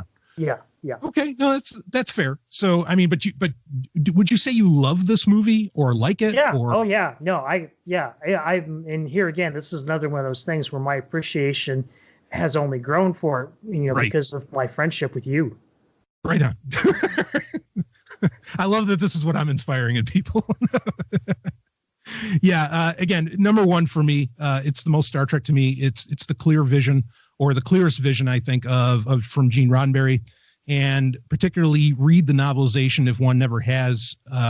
That's the best. I think the novelization of the motion picture is actually the best Star Trek ever done. But I'll leave it at that.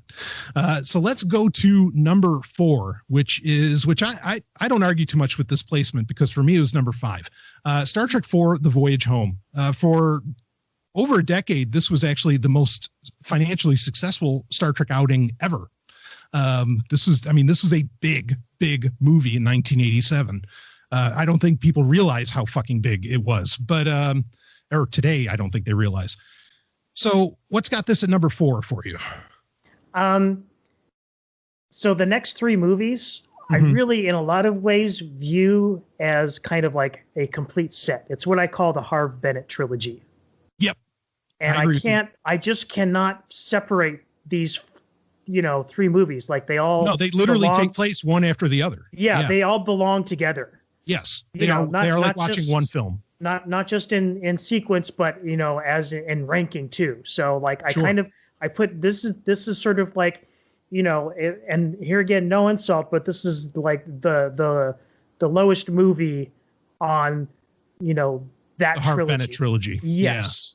Yeah. I completely agree with you. Like you're going to get no argument from me on this. I think that's a fine way of just, as soon as you said it that way, I was like, yeah, you're right. So, so I guess should we talk about all 3 of them then? Yeah, absolutely. Voyage Home. So you have Wrath of Khan, Search for Spock, and Voyage Home. all three of these, again, they literally do occur back to back, and they were done right, unlike, say, the Star Wars sequel trilogy, which was trying to be kind of back to back as well. And brings, like, to the point that at the end of 4, there's actually resolution to the entire story, where Kirk is, demoted from admiral and, becomes the captain again, and we will go away in the 1701A. So, I mean, just, if you wanted, like, actually, I'm intrigued that Star Trek 2 is at number 3 and not number 2. For a lot of people, this is the number 1 Star Trek movie, is Star Trek 2. Why is Star Trek 2 not your number 1? It was for the longest time my number. I would say, back in the 80s, before Star Trek Next Generation came along, undoubtedly Star Trek 2, The Wrath of Khan would have been my number 1. It's exciting. It is. It really. I mean, yeah. It's a good movie. I think some people argue that it's not really Star Trek-y. I disagree. I think it is good Star Trek. And part of Star Trek is having good villains. Yes. And that's going to come up later. But yeah. The reason I put Star Trek 3 ahead of it is it has a better message. Oh. Yes, because Star Trek 2 has one of the biggest problems in Star Trek, which is the needs of the many outweigh the needs of the one. Right. Horse shit.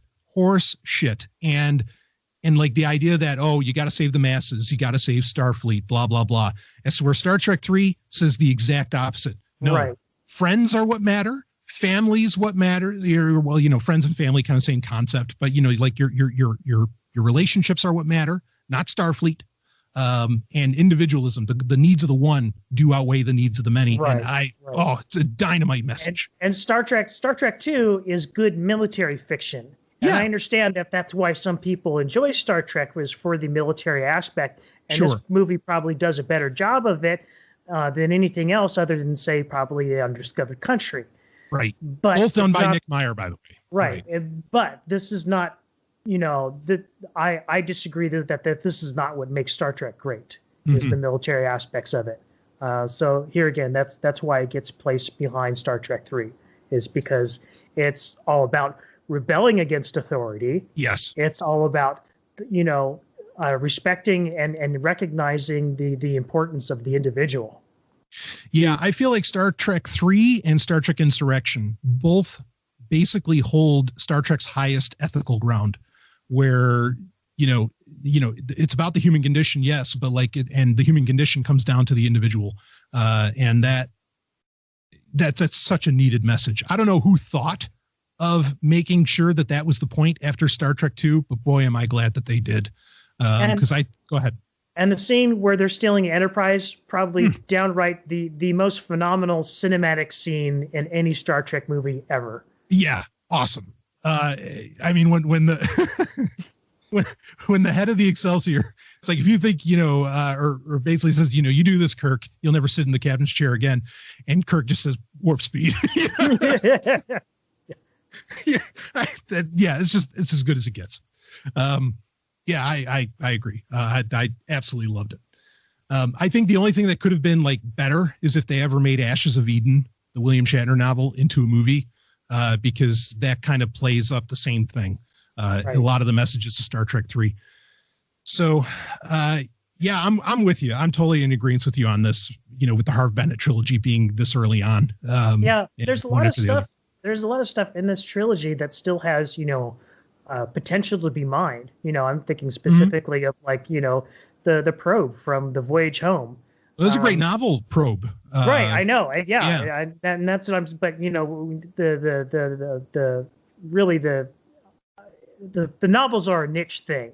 Yes, and they're beta canon. So I mean, I would love to see more of whatever race it was that created that probe, in live action.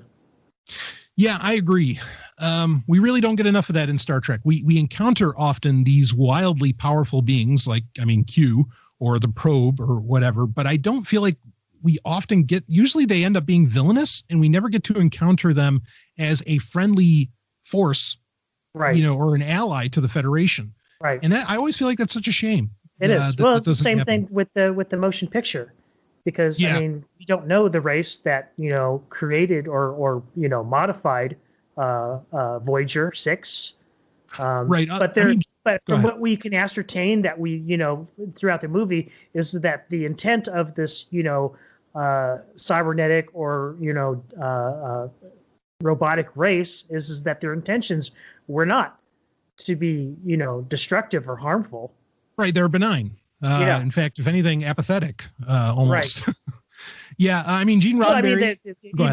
Even benevolent to the point that they would find the technology of another race that they had no previous contact with and treat it like an individual. Yes. And elevate it. Yeah. I mean, Gene Roddenberry has come out and said that it could, and he specifically said could have been the Borg, but I don't like that.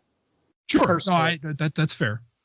I would have loved to have seen that get explored more. I think that would have been fantastic.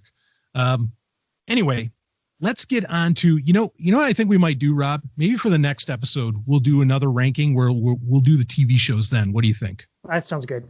All right, we'll do that. But let's get to number 1 for the movies, and then we'll wrap this one up. So your number 1, beyond all amazement, is Star Trek Generations. Yes. Okay, so I'm gonna. Do you want to start off with the positives, or do you want me to hit a couple negatives? There's negatives to this movie? Oh, I think there's a big one. See, the more people hate it, the more I love it. So throw it at me. All right. I'll tell you why you're wrong. Yeah, actually, because I would love to hear why you think this was okay. I think the biggest problem I have with it is I thought Kirk's death was cheap. I didn't think the setup was cheap. I just thought that like the moment, the oh my, just didn't land. I felt like that character deserved more. It's part of the reason I love the Shatner novels so much, because Kirk basically comes back.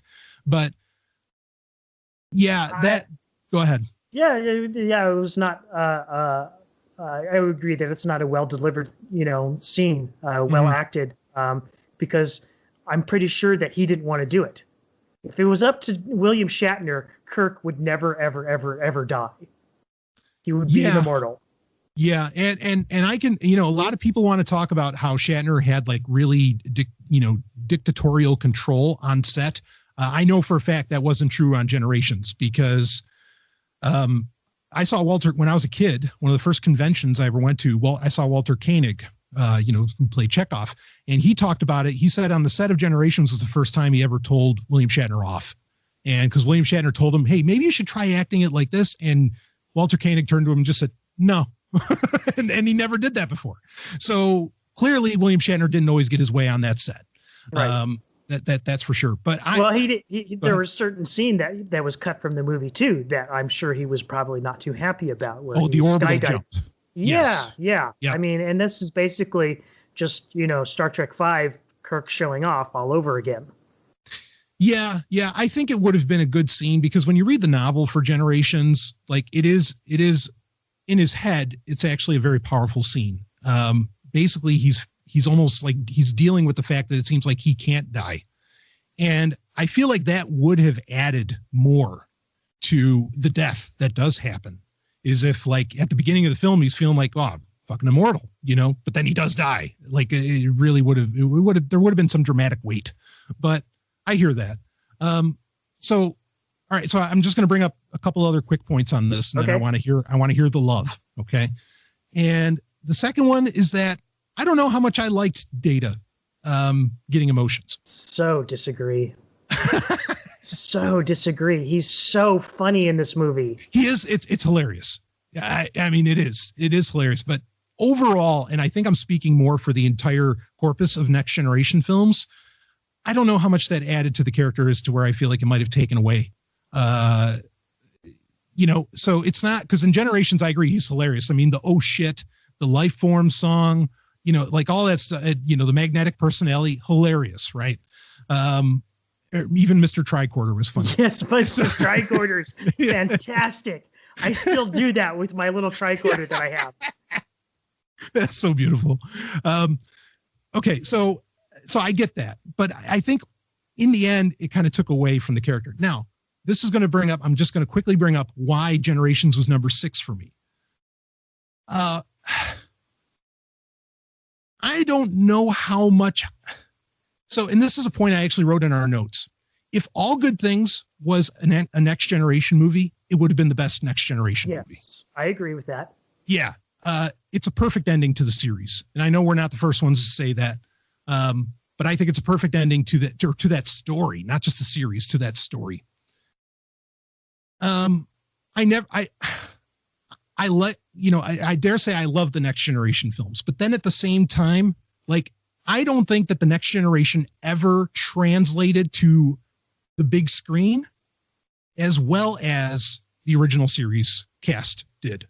Like, I don't think that it doesn't, I don't know. It didn't translate. Like, it never really felt bigger. Like, people would levy against Insurrection. They would say that, well, it felt like an episode of Star Trek or Star Trek: The Next Generation. Would have been a great episode. And I was like, oh, that's why I love that damn thing. Because it felt like an episode of The Next Generation instead of a movie. But that's kind of my opinion. That's why I put it at number 6, because it has the big stuff. Go ahead. Yeah, I don't feel that at all. Wow. Okay. I really think that, this movie has, I thought the cinematography on this movie was fantastic. Yeah. Yeah. Yes. I mean, and the soundtrack, it's a beautiful film. The soundtrack, Dennis McCarthy, I think he he did a lot of the Next Generation soundtrack, but I think he really just took it up to 11 with this movie. And it's phenomenal. I love the soundtrack to this movie. I still have the CD, and one of if you don't have it, one of the great things they added on to the end of that CD was the sound effects from the movie. Yes. Which, like, if you ever need like great Star Trek sound effects, just go pick up the Star Trek Generations soundtrack. I use them all the time from that very soundtrack. Yeah, so just great. And like the production values for me were all there. They subtly changed the way that the Enterprise D looked, and I think it's beautiful to me. Yes. The warmer tones really the sunlight work. Coming in. Everything. Yeah. And the astrometrics lab. Gorgeous set. Yeah. I can only imagine what they learned from that movie what to do with Voyager, because Voyager got an actual astrometric labs. Wasn't as fantastic looking as the one in Generations, but they learned how cool and important that set could be. Yes. To the narrative. Right. Yeah, and it was basically a preview of Patrick Stewart being in Cerebro. So, but yes. But I mean, who wouldn't love to have like a computer set up like that? Oh, you have this wraparound, monitor.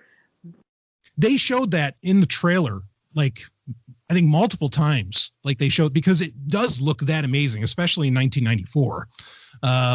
Yeah, I agree. It's a beautiful set. See, that's the thing. It's a gorgeous film.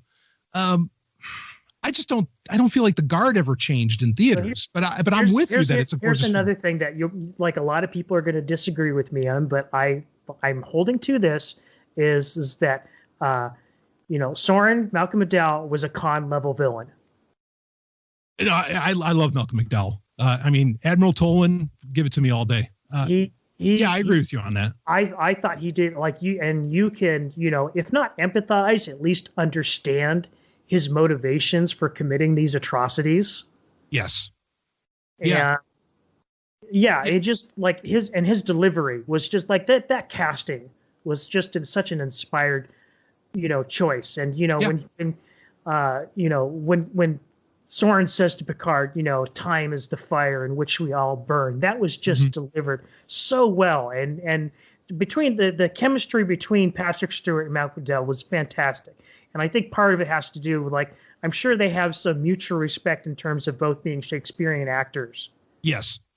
And it was like watching Shakespeare, in Star Trek again, which was, a theme that has been going through, the Star Trek movies, like in Nicholas Meyer, who we mentioned before, takes great inspiration from Shakespeare. So I think in that way, the movie definitely translates to the cinematic level of the original series movies. Yeah, I'm not going to disagree. I think he's a fantastic villain and one of the top Star Trek villains. And basically, Malcolm McDowell has the unique distinction of taking on Patrick Stewart, William Shatner, and Mark Hamill. You took on all of science fiction's heavy hitters. You can't get a bigger baddie than that. And this is definitely his best work. And I mean this seriously, outside of Wing Commander. He was just totally, no pun intended, on fire in this movie, and absolutely captivating. And they made great use of Whoopi Goldberg. I mean, Guinan was awesome in this. Yes, she was. And another character that sadly did not show up in any of the other Star Trek movies. I mean, I think Whoopi would have had a great role to play in Insurrection. And sadly, they didn't bring her in. Yeah, that could have been really interesting, to be a sounding board to Picard during the events of Insurrection. That would have been really cool, because she's been there before when talking about big subjects like slavery and other things, and human survival. Yeah, in a lot of ways, Guinan is Picard's conscience. Yes, absolutely. And she plays that role phenomenally in this movie. Maybe that's, maybe that was I didn't think about it until we were talking about this now. I think missing her, because she seemed in the Next Generation, she was there after season 1. She was there to play off of the big moments, and be that sounding board for Picard. And you're getting these big events happening in these next gen movies, and she's never there. Right. And it doesn't feel right. Why is Guinan absent from First Contact? She should. People were destroyed by the Borg. I mean, yeah. That would have been a great revenge story, was for her to have to pull back. Right. To pull herself back and Picard. She sees the way that Picard is reacting, and he's getting a little crazy. Oh, this would have been a great movie. Fucking A. Man. See, and then you could have really had the moral tale, because you would have had, Alfre Woodard's great. Or is that the gal that played? Yeah, I think so. Yeah, she's Alfre Woodard. I'm trying to remember who played the Borg Queen. Anyway, it doesn't matter. So, if you're looking up, great. But Alfre Woodard is a top-notch actress. She was great in that. Okay. But Guinan would have made that movie, and you definitely would have had the morality tale there, which is what Star Trek's really all about. Man, what a shame. Oh, was it Alice Krieg? Yeah. That's who played the Borg Queen. Right. There. I got it. Took me a second, folks. Anyway. Yeah. So I think if there's a great Next Generation movie, I think it's Generations. Yes. And I feel like my opinion's kind of changed on that. And I don't know, maybe you've influenced me there somehow, but that, I wrote my list before you saw it and before I saw yours, so maybe it's something subconscious, but regardless, I'm with you that I think Generations is one of the top films. But that's why the reason it was number 6 for me is because I don't think it can be better than any original series film, but it sure as fuck better than everything that came after. Yeah, it's, I love it so much. I can't, and part of it is just an emotional reaction to it. I love watching this movie. If I'm having a bad day and I want to watch really good Star Trek, that's just 2 hours, Generations is it. I probably watched that more than any other Star Trek Next Generation movie that's out there. It's good comfort food for sure. It is really good. Getting that opening scene with the Enterprise, it totally throws you for a loop. Because the movie starts out with this bottle spinning in space, and you're like, what the hell is going on? What is this all about? Yeah. And then you see it smash against the hull. That was just a really great introduction to that ship. Yes. Her captain obviously left a lot to be desired, but the point was to make Captain Kirk shine in that scene. Yeah. So he played his purpose, narratively. Yeah, no, I think it's a great narrative, that opening, because Captain Harriman basically, he gets a lesson inside of 15 minutes. Right. It's no, you're the captain. This is what you got to live up to this, or this is what you've got to be. And he gets to see it, Right. And it would be great here again if they took that and ran with it in some other part of Star Trek where we get to see him again. Oh, I'd love an Enterprise B series. I'd take that any day. As long as, some dipshit isn't writing it. Kurtzman. Yeah. Yeah. Yeah. I hear that. I mean, I think go ahead. I think this movie gets really unfairly panned. Mm-hmm. I think a lot of people, their hatred of it does come from the fact that Kirk dies in this movie. And I think that's the only reason why they don't give it the credit that it's due. I mean, I will say, I think if Kirk died better in it, I think it would have been a more well-received film.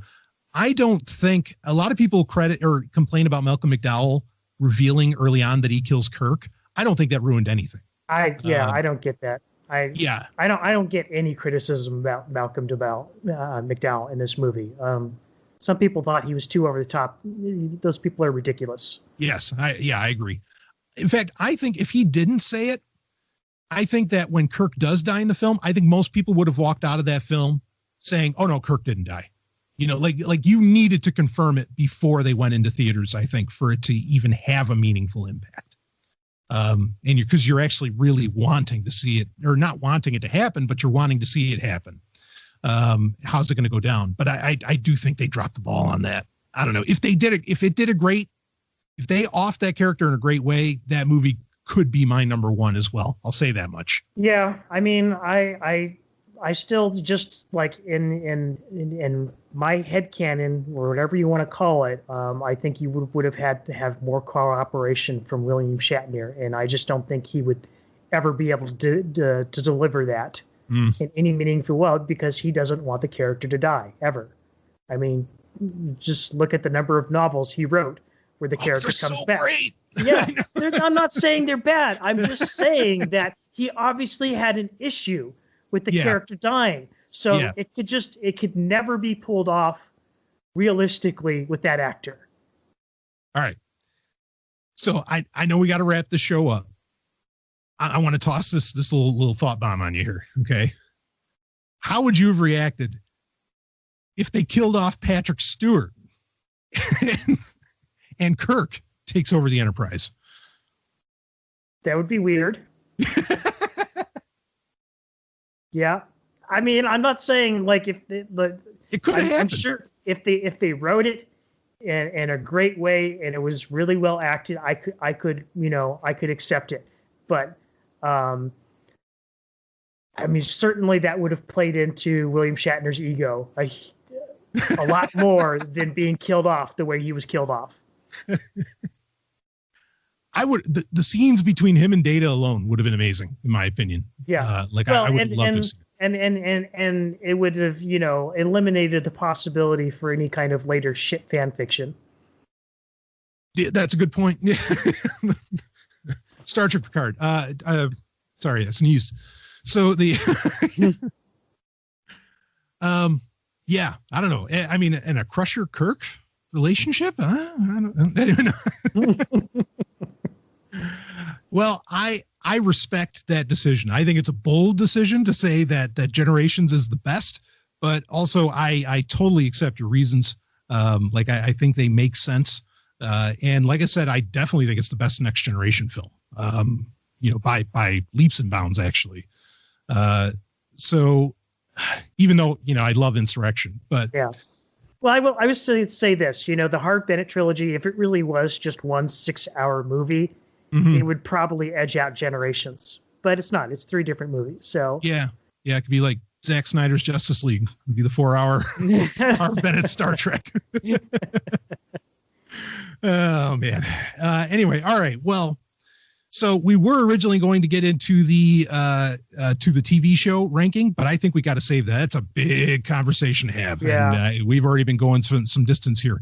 So we're going to save that for the next episode, which is going to come a lot faster than you think. But we'll make that happen. And Rob, I just thought this was a ton of fun, and I love getting your insights, on the Star Trek films in general. And I think you've had the most varied list that I've seen, or varied as in like different than what anybody else would choose than just about any other ranking I've seen of these films. So well, I take that as a compliment. Thank you. It is. It truly is. I mean, I always like a good original, people get commendations for original thinking, right? Isn't that what that's what we were saying earlier?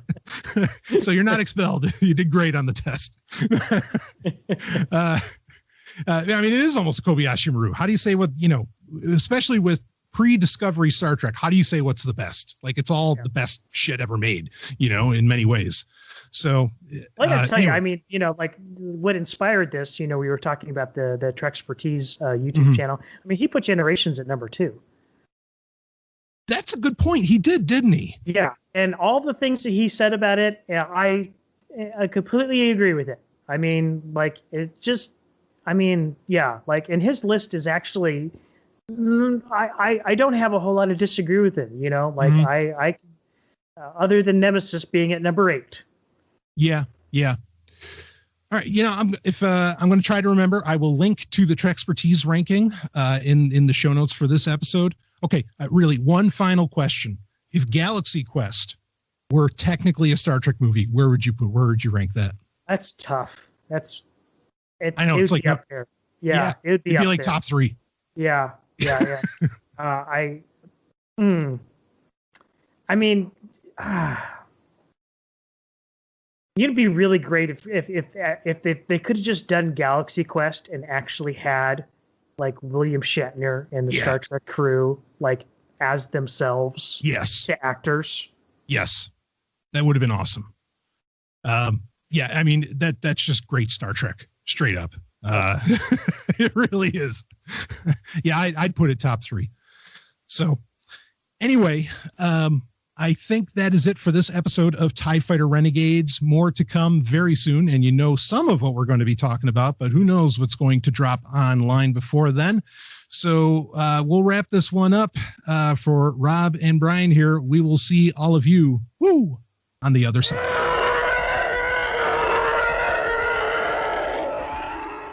Oops. Fuck. Hold on.